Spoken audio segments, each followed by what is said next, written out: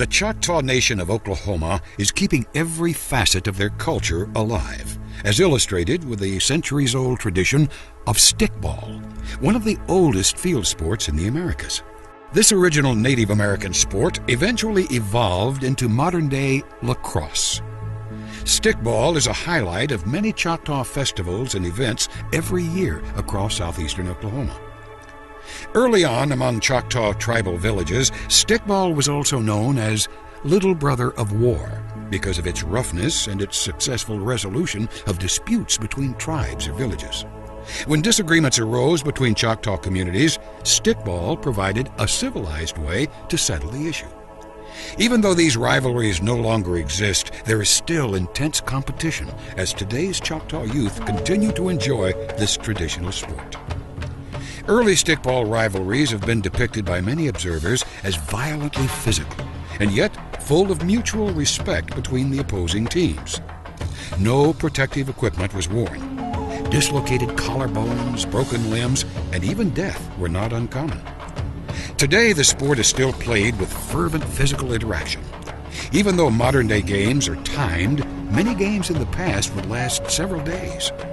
Normal playing time was often from sunup till sundown.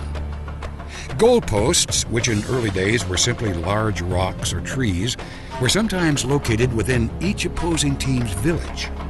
The goalposts could be from a few hundred feet apart to as far as 5 miles apart. Rules for these games were decided on the day before.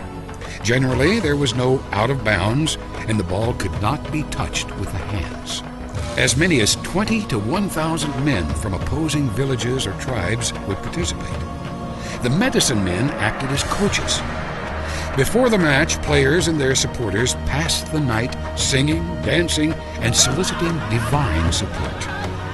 Pre-game rituals were very similar to those associated with war. Players would decorate their bodies with paint and charcoal. Players also decorated their sticks and racks with objects representing qualities they desired. On game day, opposing teams walked to the field with great ritualistic display. In another pre-game ritual, every player was required to place a wager. Items such as handkerchiefs, knives, guns, dogs, trinkets, and even horses would be at stake.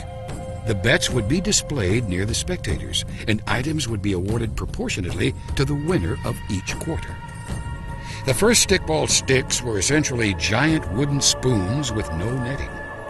A more advanced type stick evolved with improved U-shaped netting for catching the ball.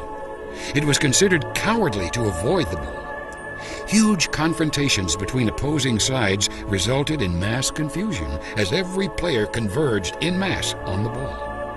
Some early balls were made out of wood. Others were made of deerskin stuffed with hair.